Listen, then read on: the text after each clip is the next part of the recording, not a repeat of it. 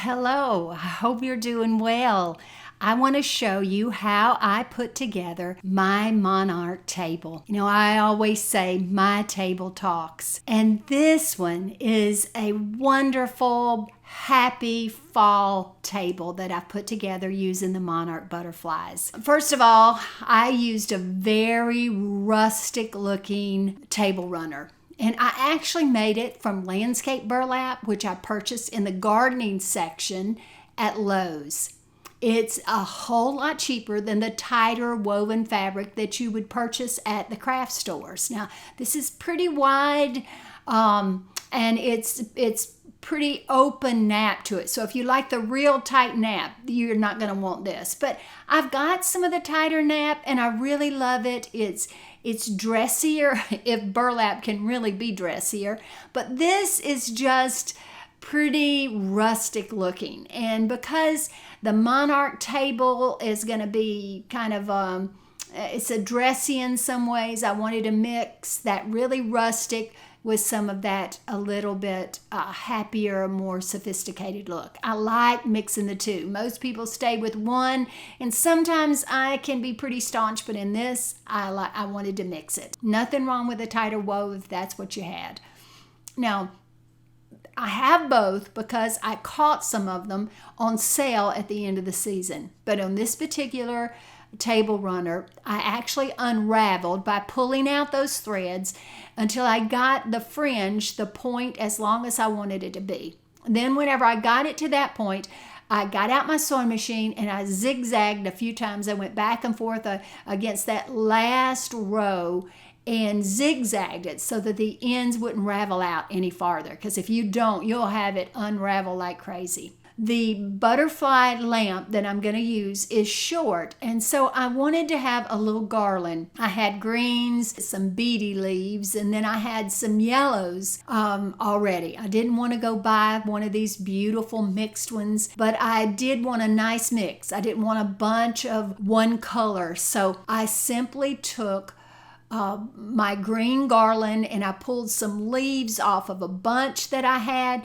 and I just popped those leaves on the ends of where the green had been. It was just a stem, and I just popped it on the different colors, and that way I had a nice mix to go around the little bowl that I was going to use for my table. Now, I could have put it straight down the center, but again, I wanted to conceal the bowl that I was going to use to get that a Monarch butterfly a little bit higher. It took me a little bit of time to do that. It was kind of hard getting some of those leaves pushed down on that stem where it would stay. If I hadn't had those stems, I could have hot glued it, but it put on there, and even whenever I used it again later, I could just pull the yellow ones off, the red ones out, and I could put the green ones right back on, and I hadn't lost anything, so I felt like I was getting more for my money. The butterfly is the focal point. I turned an upside down bowl to give it some height. This bowl was going to be covered, so I didn't worry that it was pretty fancy.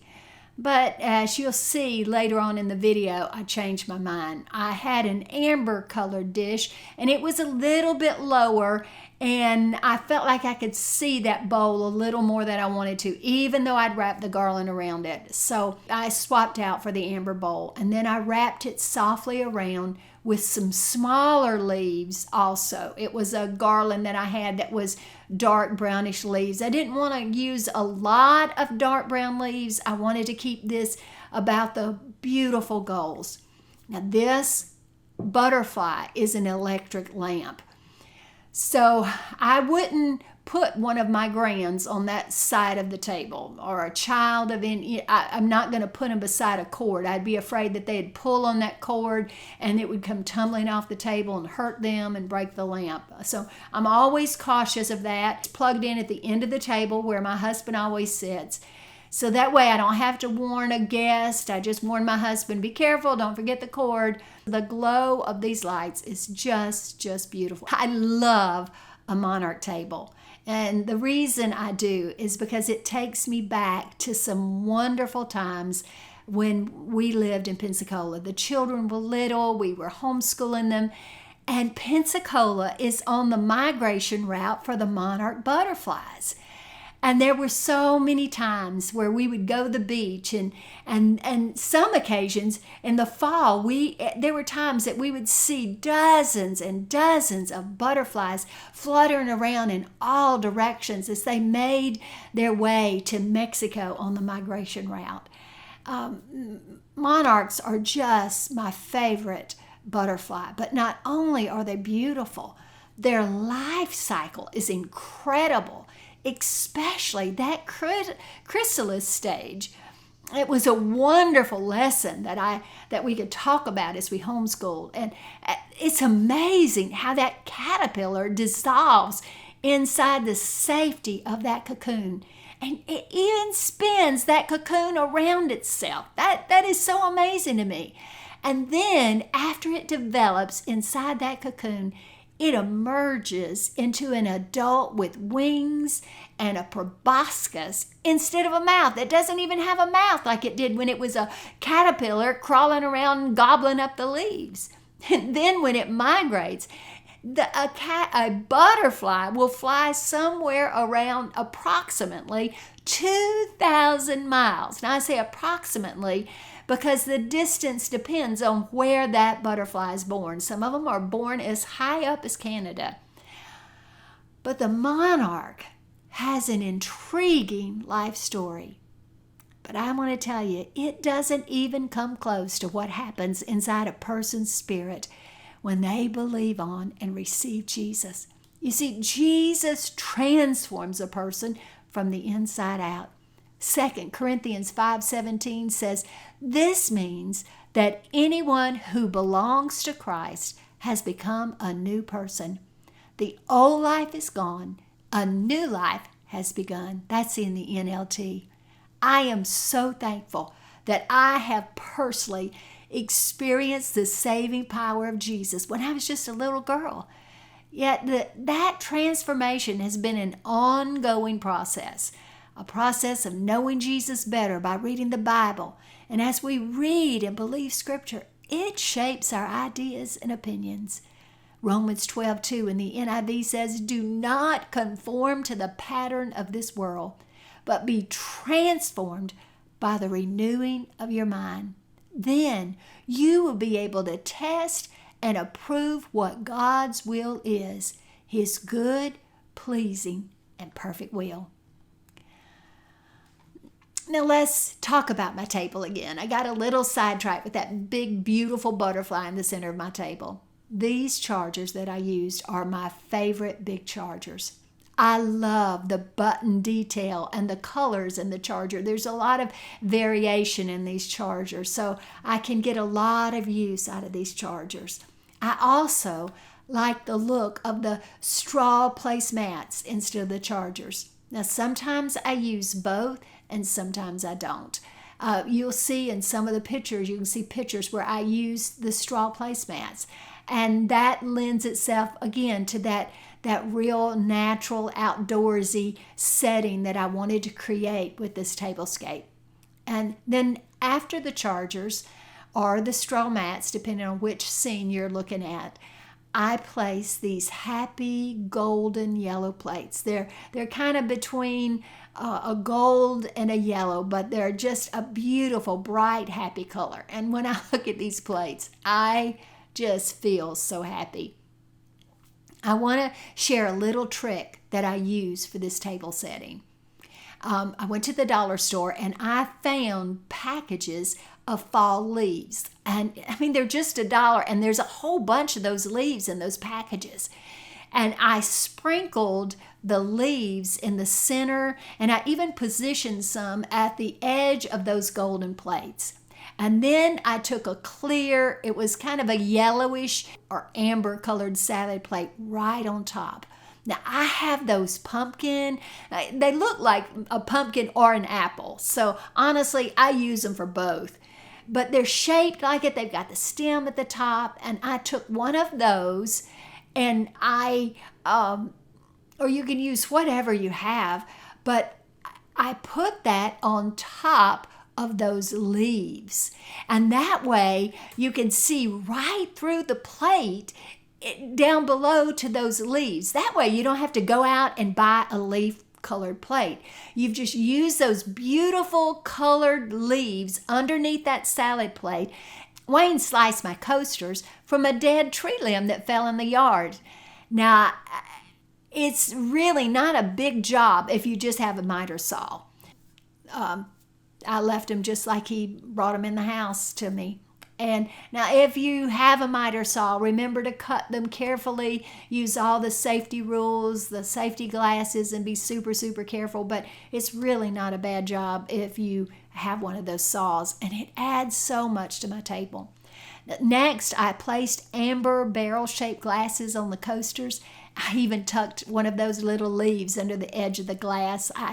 Now, the leaves are super flat that I bought, and the glass sits flat on those coasters. Don't use a leaf that's not flat, because if you do, your glass will be rocky and it won't be stable and it could fall. So these leaves are totally flat. Don't just pull something off of one of your arrangements and use it there, because it's not going to be flat. It's going to have that plastic underneath it, unless you've got some flat ones somewhere else you can use, but just be sure it's flat. Now, this napkin fold that I used in this, it's so easy. I hope you can tell what I did from the video, but all you're going to do is fold the napkin in half diagonally. It's going to be the widest fold. It's going to be the widest edge, and you're just going to fold the napkin over and over and over, just kind of roll it or whatever. The fold's going to be about 1 inch wide. Just fold, fold, fold till you get to a 1 inch strip. That's going to be the widest part of your napkin. And then you're going to pick up one end, and with a tiny roll, just roll that napkin all the way to the other end. It's easy, easy, easy. It may take a little bit of practice. I hope I'm explaining it clearly. Now, I like, whenever I start it, to pull a little bit of that napkin out. I want it to poke out just a little bit. I don't want it totally flat. Now, some people, when they make theirs, they have it totally flat, all the layers even. But in a rose, there's different layers and they're poking different ways, and so I try to do that.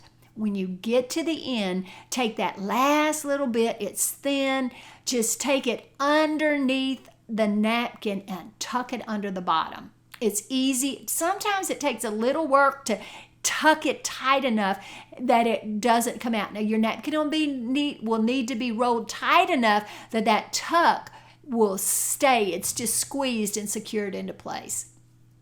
That holds your napkin together.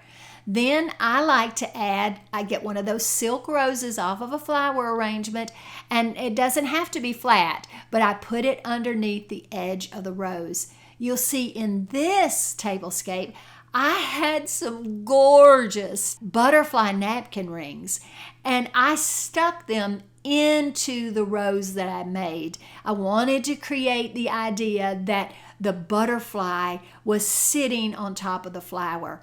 And if you don't have butterfly napkin rings, then just buy some of those butterflies at Dollar Tree. I have some rustic gold finish flatware.